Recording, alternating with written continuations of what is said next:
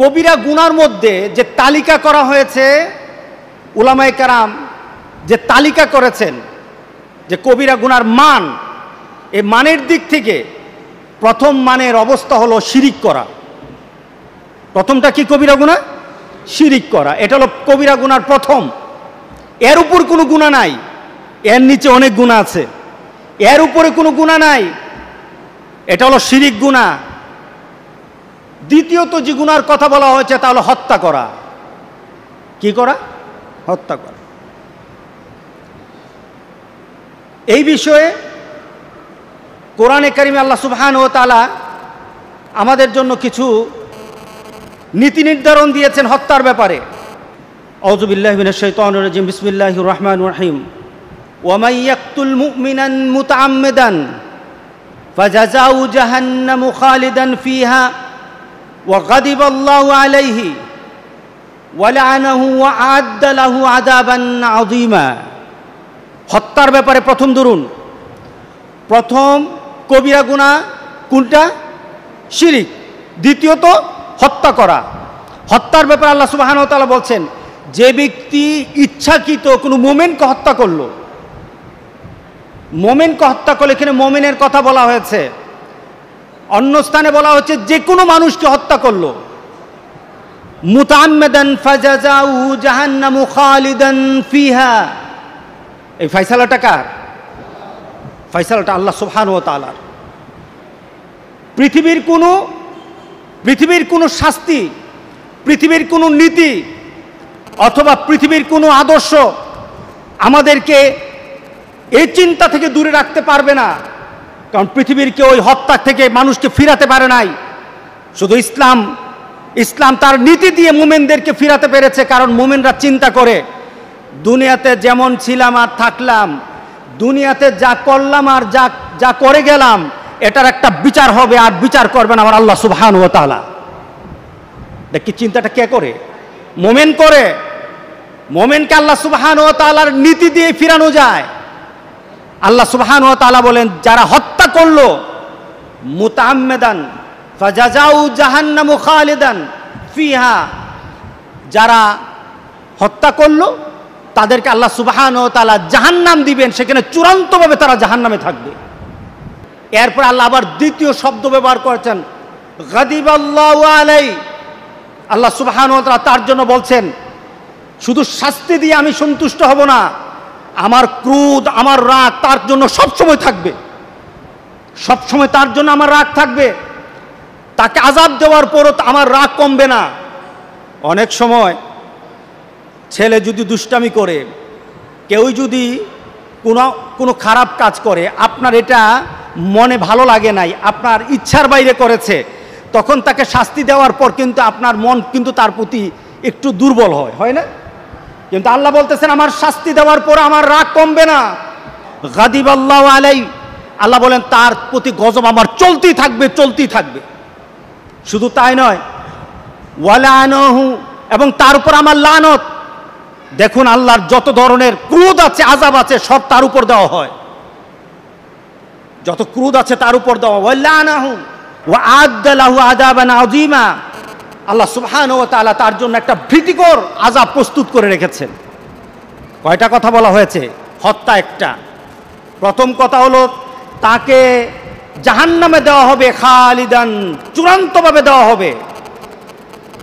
কলিজা শুকিয়ে যাওয়ার কথা। আজকে যদি আপনাকে প্রশ্ন করি, আজকে যদি আমরা আমাদের নিজেদেরকে প্রশ্ন করি, আমরা মৃত্যুর পর কার সাথে থাকতে চাই? মুহাম্মদ সাল্লাল্লাহু আলাইহি ওয়াসাল্লামের সাথে থাকতে চাই। আমাদের উদ্দেশ্য, আমাদের চূড়ান্ত চাহিদা হলো আমরা রাসূলের সাথে থাকতে চাই, আমরা মুমিনদের সাথে থাকতে চাই। এর জন্য আল্লাহ সুবহানাহু ওয়া তাআলা প্রত্যেক নামাজের শেষ প্রান্তে যখন সূরা ফাতিহা পড়ি, তখন আমরা কি পড়ি? গায়রিল মাগদুবি আলাইহিম ওয়ালাদ-দাল্লিন। যার উপর তোমার গজব দেওয়া আছে, ওয়ালাদ-দাল্লিন, যারা পথভ্রষ্ট, তাদের থেকে আমরা বাঁচতে চাই। আমরা দুনিয়া তো চাই, আখিরাতও চাই, ঠিক না? দুনিয়া তো নয় শুধু, আমরা আখিরাত এমন ব্যক্তির পিছনে থাকতে চাই না। আমরা থাকতে চাই, আমাদের সামনে থাকবে মুহাম্মদ রাসূলুল্লাহ সাল্লাল্লাহু আলাইহি সাল্লাম। আমি আজকে আপনাদের কাছে একটা প্রশ্ন করি, দেখুন তো কেমন লাগে। আপনার হাসর হবে, আপনার কবর হবে, আপনার হাসর হবে, আপনার সামনে মুহাম্মদ সাল্লাল্লাহু আলাইহি সাল্লাম থাকবে না। আপনার সামনে থাকবে ফেরাউন, সাদ্দাত, নমরুদ, আবু জাহেল আর আবু লাহাব আপনার সামনে নেতা হয়ে থাকবে। আপনি চিন্তা করেন ওই দিনের হাসরটা আপনার জন্য কেমন হয়ে যাবে। যেখানে তারা থাকবে সেখানে আপনি থাকবেন। এমন মুমিন আমরা হয়ে মরতে চাই না, কি বলেন? ঠিক আছে কিনা বলেন? আমরা মরতে চাই ওই মৃত্যুর মুহূর্তে আমাকে বলে দেওয়া হয় বিসমিল্লাহি ওয়া আলা মিল্লাতি রাসূলিল্লাহ, তোমাকে আল্লাহর নামে, রাসূলের মিল্লাতে, রাসূলের নেতৃত্বে, রাসূল সাল্লাল্লাহু আলাইহি সাল্লামের তরিকার মধ্যে, রাসূলের গোত্রের মধ্যে তোমাকে উঠিয়ে দিলাম। কেউই বলল আর না বলুক, কেউই বলুক আর না বলুক, আমার ঈমান এবং আমার আকীদা যেন, আমার আমল যেন আমাকে ওই ধরনের পরিবেশ আমাকে কবরে নিয়ে যায়। জোরে বলেন আল্লাহুম্মা আমিন। আপনি কি মনে করেন, কি মনে করেন এই ধরনের হত্যাকারী যারা 6 জনকে ফাঁসি দেওয়া হয়েছে, সঠিক রায়, কোরআনিক রায়, এটা কোরআনের রায় দেওয়া হয়েছে। এই রায়ের জন্য আল্লাহ সুবহানাহু ওয়া তাআলা যারা দিয়েছে তাদের জন্য আল্লাহ সন্তুষ্ট হয়েছেন। আর যদি এই রায়কে উলটপালট করা হয় কিসের কারণে? কোন একটা স্বজন প্রীতির কারণে, কিসের কারণে? কোন জিনিসের বিনিময়ে যদি রায়কে একটু এদিক ওদিক করা হয়, যে কোন হত্যার ব্যাপারে আল্লাহ সুবহানাহু ওয়া তাআলা বলছেন, রাসূল সাল্লাল্লাহু আলাইহি সাল্লাম বলেছেন, একটা হত্যা, এই হত্যার সাথে গোটা পৃথিবীর মানুষ কোনো না কোনোভাবে জড়িত। কিসে দিয়ে জড়িত? কেউ হাত দিয়ে হত্যা করেছে, কেউ এটার জন্য ঘোষণা দিয়েছে, কেউ এটার জন্য বলেছে যে তাকে মেরে ফেলো, কেউ এটার জন্য সমর্থন করেছে, কেউ এটা রায় দিয়েছে, কেউ এটার জন্য উকালতি করেছে একটা হত্যার ব্যাপারে। আর এই হত্যার পিছনে যদি গোটা পৃথিবীর সকল মানুষ থাকে, আল্লাহ সুবহানাহু ওয়া তাআলা বলেন, আমি একটা হত্যার জন্য গোটা পৃথিবীর মানুষকে শাস্তি দিতে আমি একটু কুণ্ঠাবোধ করব না, সবাইকে আমি শাস্তি দেব, আমি সবাইকে শাস্তি দেব একটা হত্যার জন্য, একটা হত্যার জন্য। কারণ পৃথিবীর সকল সৃষ্টির পিছনে আল্লাহ সুবহানাহু ওয়া তাআলার একটা যে আগ্রহ, একটা ইচ্ছা, সেটা হলো মানবকুলের সেবার জন্য আল্লাহ গোটা পৃথিবী সৃষ্টি করেছেন। মানুষের মর্যাদার জন্য আল্লাহ সুবহানাহু ওয়া তাআলা গোটা পৃথিবী সৃষ্টি করেছেন। রাসূল সাল্লাল্লাহু আলাইহি সাল্লাম বলেছেন, তুমি মুমিন, তুমি একটা কাফেরের গায়ে পর্যন্ত আঁচড় দিতে পারবে না। যদি একটা কাফেরের গায়ে আঁচড় দাও, আমি মুহাম্মদ সাল্লাল্লাহু আলাইহি সাল্লাম কাল হাসরের দিন ওই কাফেরের পক্ষ হয়ে তোমার বিরুদ্ধে আল্লাহর দরবারে নালিশ করব। এটা হলো ইসলাম। এটার নাম কি? ইসলাম। এটার নাম ইসলাম। সুতরাং আজকের যে ফায়সালা দেওয়া হয়েছে, অবশ্যই বর্তমান সরকারের আইন মন্ত্রণালয়, বিচার বিভাগ, যত ধরনের পাদ্য যত আছে, যত দলিল আছে, যত ধরনের ডকুমেন্টস দরকার, তার উপর নির্ভর করেই 6 জনকে ফাঁসি দিয়েছে। এই ফাঁসি যদি চলতে থাকে, এই ধরনের ফাঁসি যদি চলতে থাকে, আল্লাহ সুবহানাহু ওয়া তাআলা বলছেন, ওয়াফিল কিসাসে হায়াতুন, ওয়াফিল কিসাসে হায়াতুন, এই ধরনের হত্যাকারীকে তোমরা শাস্তি দাও। যদি শাস্তি দাও, লক্ষ লক্ষ যুবক এই হারাম কাজ থেকে বেঁচে যাবে। কথা ঠিক আছে কিনা বলেন?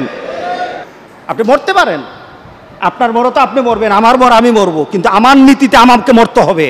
আপনার নীতিতে যদি মুহাম্মদ সাল্লাল্লাহু আলাইহি সাল্লাম না থাকে, আপনার মরার পর রাসূল পাওয়া যাবে না, যাবে না। কি বলেন? ঠিক আছে কিনা বলেন? আজকে দেখুন, একটা মেয়ের চরিত্রের ব্যাপারে বাবা সার্টিফাই করে। কেমন বাবা হওয়া দরকার ছিল বলেন তো? কেমন বাবা হওয়া দরকার ছিল? তার ব্যাপারে সকল দলিল পাওয়া গেছে সে হত্যাকারীর সাথে জড়িত। বাবা বলে এই আইন সে মেনে নিতে পারে নাই, এটা জুলুম করা হয়েছে তার মেয়ের উপর। বাবা কেমন হওয়া দরকার ছিল? দেখুন, মুহাম্মদ সাল্লাল্লাহু আলাইহি সাল্লাম বিচারক, রাসূল বিচারক ছিলেন কিনা বলেন? শ্রেষ্ঠ বিচারক, পৃথিবীর সকল বিচারকের মডেল মুহাম্মদ সাল্লাল্লাহু আলাইহি সাল্লাম। রাসূল সাল্লাল্লাহু আলাইহি সাল্লামের কাছে সে চোর ধরা পড়ল, চোরকে নিয়ে আসা হলো, সম্ভ্রান্ত পরিবারের মেয়ে, এরপরে তার অর্থ আছে, তার নামও ফাতেমা। সাহাবায়ে কেরাম চিন্তা করলো এই মেয়েটাকে বাঁচানো যায় কিনা বিচার থেকে, একটু দেখি সুপারিশ করে। রাসূল সাল্লাল্লাহু আলাইহি সাল্লামের দরবারে গিয়ে রাসূলকে বলল, ইয়া রাসূলুল্লাহ, মেয়েটার পরিবার অত্যন্ত উঁচু পরিবার, যদি বিচারটা হয় তাহলে পারিবারিকভাবে লাঞ্ছিত হবে। রাসূল সাল্লাল্লাহু আলাইহি সাল্লামের কাছে বলা হলো, ইয়া রাসূলুল্লাহ, অন্য কোনো বিচার ফায়সালা দিয়ে তাকে মাফ করে দেওয়া যায় কিনা? রাসূল সাল্লাল্লাহু আলাইহি সাল্লাম করতে পারতেন, হয়তো ইসলামের প্রথম যুগ চিন্তা করতে পারতেন এই পরিবারটাকে আমার হাতে নেওয়া দরকার, অন্যায় করো এই পরিবারটাকে আমার হাতে নেওয়া দরকার, যদি পরিবারটা হাতে আসে সম্ভ্রান্ত পরিবার, আমার শক্তি বাড়বে। রাসূল দুনিয়ার শক্তির কথা চিন্তা করে নাই, রাসূল চিন্তা করেছেন আল্লাহর দরবারে দাঁড়ানোর পর আমার প্রশ্নের সম্মুখীন হতে হবে, আমার প্রশ্নের সম্মুখীন হতে হবে। দেখুন বাবা কাকে বলে। রাসূল সাল্লাল্লাহু আলাইহি সাল্লাম সাহাবায়ে কেরামদেরকে উদ্দেশ্য করে বলছেন, আজকে যদি আমার মেয়ে ফাতেমা যদি চুরি করত আর আমার সামনে এইভাবে আনা হতো, তাহলে আমি মুহাম্মদ সাল্লাল্লাহু আলাইহি সাল্লাম আমার হাত দিয়ে তার হাতটা কেটে ফেলতাম, আমি মুহাম্মদ সাল্লাল্লাহু আলাইহি সাল্লাম তার হাতটা পর্যন্ত কেটে ফেলতাম, যদি আমার মেয়েও যদি এটা হতো। এই বিচার যদি বাপ মা করে, কোনো অন্যায়ের প্রশ্রয় না দিয়ে যদি বাপ মা সন্তানকে শাসন করে, কাল হাসরের দিন মুহাম্মদ আছে যেখানে, ওই বাপ মা থাকবে সেখানে। কথা ঠিক আছে কিনা বলেন? আজকে বিচার হয় না, ছেলে চুরি করে, ছেলে বিভিন্ন ধরনের চুরি করে বিচার করে না বাবা, বাবা বরঞ্চ চুরকে বাঁচানোর চেষ্টা করে, তদবির করে, এমন আছে কিনা বলেন? ছেলে অন্যায় করে, ছেলে অন্য মেয়ের সাথে টিজিং করে, অন্য মেয়েকে অন্য মেয়ের সাথে খারাপ ব্যবহার করে, অন্য মেয়ে আবার ছেলেদের সাথে খারাপ ব্যবহার করে, বাবা এটা দেখে না, ছেলে আর মেয়েকে বাঁচাতে চায়। কাল হাসরের দিন আল্লাহ সুবহানাহু ওয়া তাআলার দরবারে ওই সন্তান বলবে, আমার মাকে আমার বাবাকে আমার পায়ের নিচে আনো। আজকে আমরা এই বিচারের জন্য আল্লাহর দরবারে এই কথা বলি, যদি বিচার মাবুদ এটা হক বিচার যদি হয়, যারাই বিচার করেছে তাদেরকে আখিরাতে মর্যাদা দাও। হাসরের ময়দানে সবাই দাঁড়ানো, সবাই দাঁড়ানো, মাথার উপর সূর্যটা চলে আসবে, মাথার উপর সূর্যটা চলে আসবে। এই মুহূর্তে সবাই যখন একটা হাহাকার অবস্থা সবার, কারণ নিচের দিকে কি তামার মাটি, শরীরের অবস্থা কি, কাপড় নাই, পায়ের অবস্থা কি, জুতা নাই, দৃষ্টিগুলি কোন দিকে, একটা পলক পড়ে না, একটা পলক পড়ে না, পলকটা ওই দিকে, যেদিক থেকে বিচার আরম্ভ হবে ওই দিকে সবার পলক। রাসূল সাল্লাল্লাহু আলাইহি সাল্লাম হাসরের ময়দানের বিভীষিকা বর্ণনা করছেন, মা আয়েশা সিদ্দিকা রাদিয়াল্লাহু তাআলা কেঁদে দিলেন, ইয়া রাসূলুল্লাহ, হাসরের ময়দানে উলঙ্গ থাকবো, লজ্জা করবে না? রাসূল সাল্লাল্লাহু আলাইহি সাল্লাম বলেন, লজ্জা তো দূরের কথা, পাশের জনের কি অবস্থা তাকানোর কোনো সুযোগ থাকবে না, সেদিন দৃষ্টি থাকবে আল্লাহ সুবহানাহু ওয়া তাআলার দিকে, সবার দৃষ্টি আল্লাহর দিকে। আজকে ফয়সালা হবে, চূড়ান্ত ফয়সালা হবে আজকে। সেদিন একটা ছায়া হবে, 7 জনের জন্য সেই ছায়াটাকে প্রস্তুত করে রাখা হয়েছে। কয়জনের জন্য? ইয়াউমা লা জিল্লা ইল্লা জিল্লু, এই ছায়া ব্যতীত আর কোনো ছায়া নেই। সেই ছায়াটার প্রথম যে সে ছায়ার মেহমান হবে, সুবহানাল্লাহ বললেন না, সেই ছায়ার মেহমান হবে, সেই ছায়ার মেহমান হবে ইমামুন আদেল, যে সমাজে ন্যায় বিচার করেছে, সমাজের মধ্যে ন্যায় বিচার করেছে। তার সাথে নামাজ কম হতে পারে, তার সাথে ইবাদত কম হতে পারে, তার সাথে যাকাতের কথা কম হতে পারে, তার সাথে অন্য কিছু ইবাদত কম হতে পারে, কিন্তু সমাজের ন্যায় বিচার প্রতিষ্ঠা করেছে, ঈমান আছে, শিরিক করে নাই। আল্লাহ সুবহানাহু ওয়া তাআলা সর্বপ্রথম আল্লাহর আরশের ছায়ার নিচে মেহমান করে তাকে ডাক দিবেন। এটা হলো বিচারক, এটা হলো বিচারক। এই বিচারক যারা জাজ আছে, বিচারক হতে পারে, ম্যাজিস্ট্রেট হতে পারে, আপনার গ্রামের সমাজের যে আমাদের বিচারকরা আছে, সরদাররা আছে, তারা হতে পারে। তাদেরকে সর্বপ্রথম ডেকে ডেকে আল্লাহ সুবহানাহু ওয়া তাআলা মর্যাদা দিবেন। বিশ্বাস হয় না নাকি? বিশ্বাস হয় না? হাসরে উঠি না, এরপরে বিশ্বাস হবে, সেখানে যায়। ওই বিভীষিকাময় মুহূর্তে সর্বপ্রথম ডাক দেওয়া হবে, বিচারক কোথায় আছো আসো, ন্যায় বিচারক কোথায় আছে আসো, আজকে তোমাদেরকে আমি মর্যাদা দেব। রাসূল সাল্লাল্লাহু আলাইহি সাল্লাম বলেছেন তাকে মর্যাদা দেওয়া হবে। সুতরাং আমরা কোনোদিন হত্যার দিকে প্ররোচনা দেব না। অনেক সময় দেখা যায় সে হত্যা করে না ঠিকই, কিন্তু হত্যার সাথে জড়িত আছে। আজকের এই বিচারকে আমরা সাধুবাদ জানাই। এই বিচারের কারণে এই সমাজ থেকে যেন আল্লাহ সুবহানাহু ওয়া তাআলা, এই সমাজ থেকে বিচারের কারণে সমাজ থেকে যেন আল্লাহ সুবহানাহু ওয়া তাআলা হত্যার যত মানসিকতা এই পরিবার থেকে, এই সমাজ থেকে যেন আল্লাহ উঠিয়ে নেন। সবাই বলেন আল্লাহুম্মা আমিন।